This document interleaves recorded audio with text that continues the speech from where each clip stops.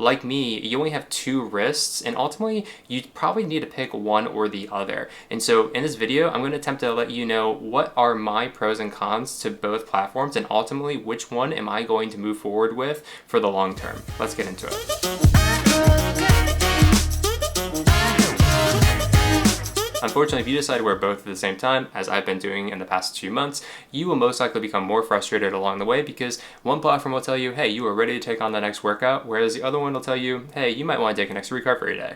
And don't get me wrong, both platforms have absolutely caught on to my quality of sleep over the past few weeks, mainly because my training has been pretty excruciating, and both have encourage me to take an additional recovery day, which is very helpful.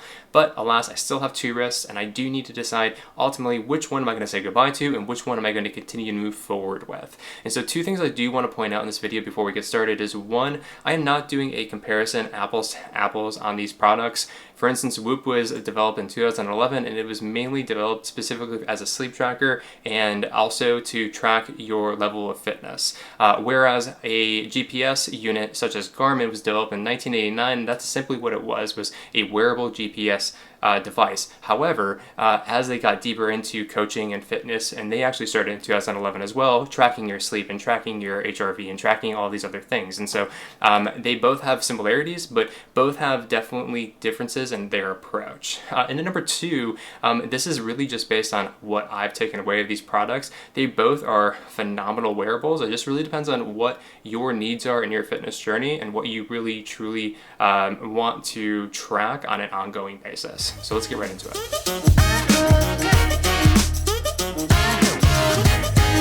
Whoop is a fitness tracker that focuses mainly on recovery and sleep. There is a three-dimensional accelerometer that focuses mainly on your activities, and a heart rate sensor that focuses on your sleep performance. And so three things that I've loved about the platform so far. One is strain. This is a built-in algorithm within the Whoop ecosystem, and it is based on your overall heart rate and heart rate zones and how long you are in those zones in particular. And so for instance, when I look at my data for 2022 during a marathon in December, I know that I hit a 20.7 out of a 21 max strain level. And I know that my heart rate was absolutely too high for most of that race, because if you're hitting a max strain level, you are eventually going to hit a failing point within that workout or that race. And so when I look back and I reflect, I know that in my training, I need to start working on my heart rate zones and ensuring that when I'm training, I'm really training in an aerobic level, zone 2, zone 3, sometimes zone 4, but I should not be hitting zone 5 nearly as much to ensure that I can continue to move forward longer and hopefully faster. Number 2, sleep. Whoop does a tremendous job tracking your sleep. It'll give you the amount of hours you spend in your light sleep, your deep sleep, and your REM sleep, and how efficient your sleep is, how many times you wake up throughout the night. After 30 days of data, it will absolutely also be able to track your HRV and your respiratory rate, and be able to give you insight on not only what time you should go to bed, but if you tell it a specific time that you want to wake up, it will tell you what time you need to go to bed to ensure that you have full recovery for the next day. All right, number 3, simplicity. Once again, I'm not doing a full-on review of this product, but what I've loved about Whoop so far is that it's one band, there's a little bit of metal, you can charge it on your wrist with a small device like this, and it's always on your wrist, so you're always collecting the data that's most important to you, as well as there's no screen or anything that I have to worry about scratching or dinging, and I definitely use and abuse this, but it just has some scratches on it, but aesthetically it still looks totally fine.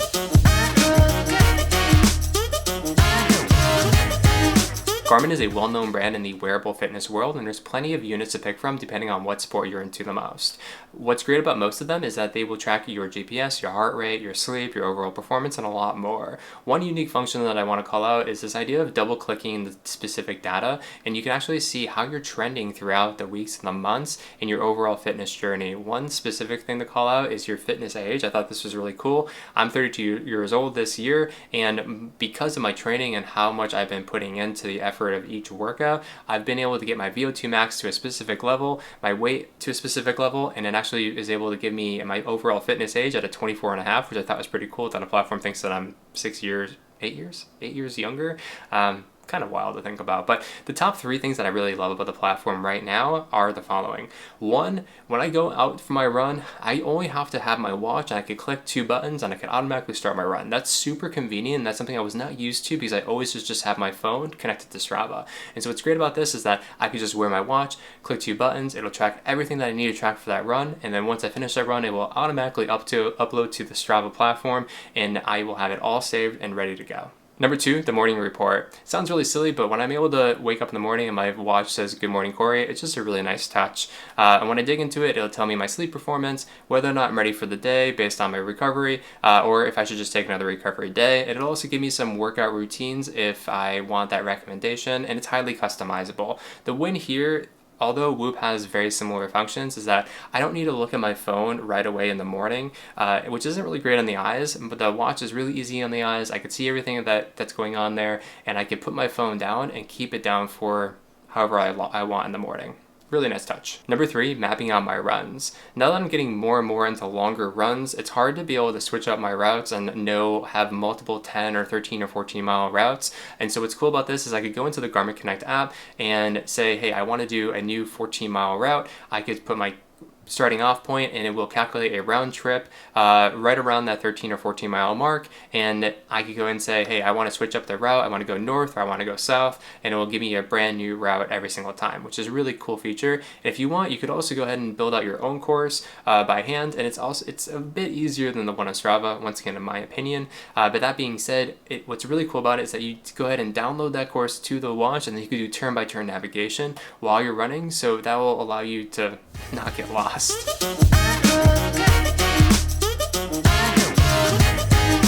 Okay, so I've enjoyed both my time with Whoop and Garmin, and to be honest, it's really hard to pick based on all the pros that I've listed out. But when I look at the cons, it makes it a little bit more clear for me which one is going to serve me for the long term based on my fitness endeavors. And so when I look at Whoop specifically, 2 cons I'd point out. One, it's a subscription-based service. Now, Whoop did just announce they are lowering their price point per month and annually, but at the end of the day, you're still going to be on a subscription, whereas Garmin, it's just a one-time cost.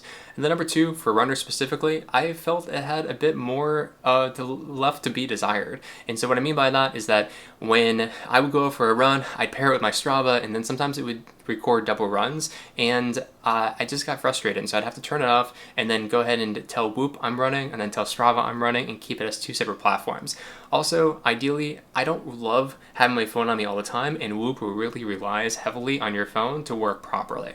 2 cons that I would specifically point out about Garmin. One is having a screen on your wrist. I don't wear watches often, mainly because I am prone to scratching or dinging them throughout my active lifestyle. I have 2 puppies as well, so when I grab them, sometimes it could get scratched. I've already gone through 2 screen protectors, so this is kind of a win-lose situation because 1, I don't want to rely on my phone all the time, so it's nice to be able to see my data on my wrist, but 2, I have to be super careful with the screen, whereas with Whoop, it's okay if I ding this against the wall or against the desk because it's only going to scratch a little bit of the metal and not ruin a screen.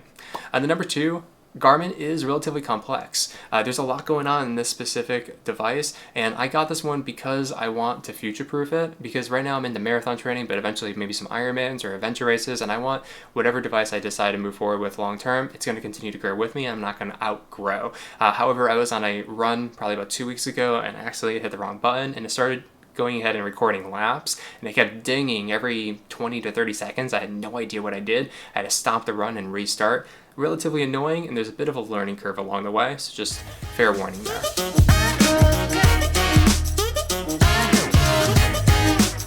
Alright, so what am I switching to? Ultimately, when I look at the pros and cons, it becomes a little bit more clear which device I should move forward with for the long term, mainly based off 2 reasons. 1, bang for my buck, and 2, my overall athletic journey and which one is going to be future-proof longer. And so because of that, Garmin is really going to go ahead and take the win here.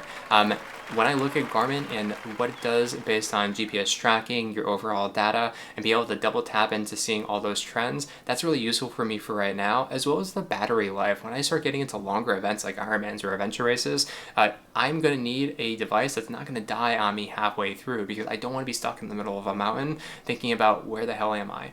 And so that's a huge win for me. Whoop, once again, phenomenal device when it comes to sleep and tracking your recovery and overall fitness level. But for me, I need something a little bit more complex that I'm going to continue to grow with and not outgrow. That being said, I would highly recommend take a look at both devices, weigh out the pros and cons, and ultimately decide what you need out of your wearable.